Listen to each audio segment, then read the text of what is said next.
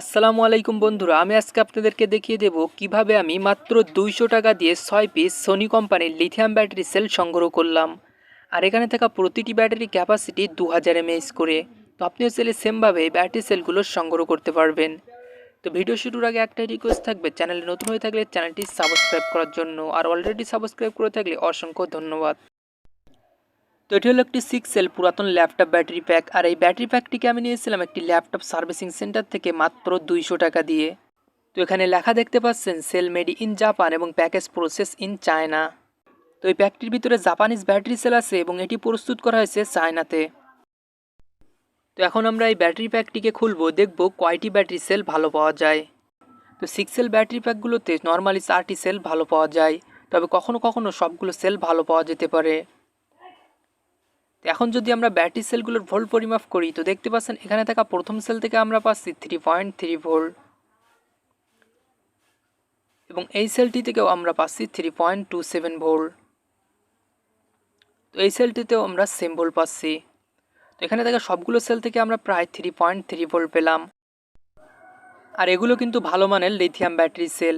তো ভালো মানের লিথিয়াম ব্যাটারি সেলগুলোর স্পট ওয়েল্ডিং দেখবেন অনেক সুন্দরভাবে করা আছে।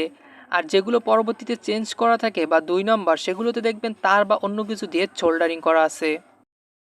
এরপর আমরা ব্যাটারি সেলগুলোকে ফুল চার্জ করে ক্যাপাসিটি কাউন্ট করে দেখব এই ব্যাটারি সেলগুলোর রিয়েল ক্যাপাসিটি কেমন পাওয়া যায়। তো এই ব্যাটারি সেলগুলোকে চার্জ করার জন্য আমি একটি 3S BMS ব্যবহার করব, কারণ TP40 দিয়ে চার্জ করতে গেলে অনেক সময় লেগে যাবে।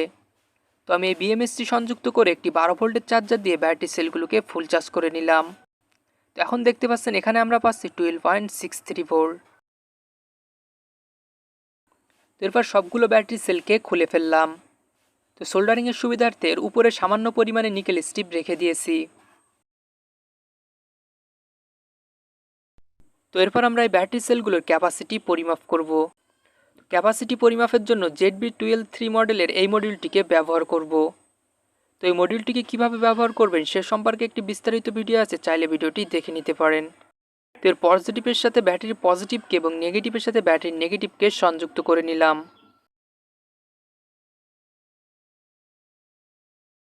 এরপর আমরা সর্বনিম্ন ভোল্ট 3 ভোল্ট সিলেক্ট করে ক্যাপাসিটি কাউন্ট শুরু করব। তো এখানে প্রতি মুহূর্তে 500 মিলিঅ্যাম্পিয়ার ডিসচার্জ রেটে অর্থাৎ নর্মাল মোডে আমরা ব্যাটারিটির ক্যাপাসিটি কাউন্ট করব। তো 4 থেকে 5 ঘন্টা পর আমরা রেজাল্ট পেয়ে গেলাম। এই ব্যাটারিটির রিয়েল ক্যাপাসিটি দেখাচ্ছে 2050 মিলিঅ্যাম্পিয়ার। তো সবগুলো ব্যাটারি সেলকে আমি সেমভাবে ক্যাপাসিটি পরিমাপ করে নিলাম, তবে চার্জ কম বেশি থাকার কারণে কিছু ব্যাটারির ক্যাপাসিটি কম বেশি দেখাচ্ছে। তো এই ব্যাটারি সেল থেকে পেলাম 1964 মিলিঅ্যাম্পিয়ার। আর এই সেলটি চার্জ বেশি থাকায় এটি থেকে পেলাম 2246 মিলিঅ্যাম্পিয়ার।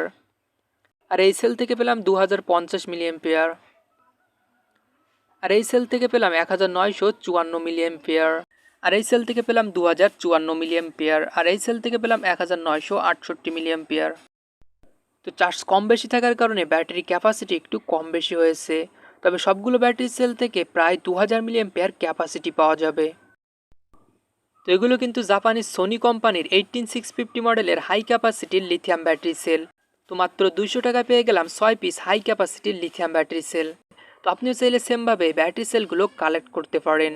তো বন্ধুরা, ভিডিওটি ভালো লাগলে অবশ্যই একটি লাইক করবেন, আর এরকম নতুন নতুন ভিডিও পেতে চাইলে চ্যানেলটি সাবস্ক্রাইব করে পাশে থাকা বেল আইকন অল প্রেস করে দিবেন। তো বেশ, সকলে ভালো থাকবেন, সুস্থ থাকবেন এবং সাথেই থাকবেন।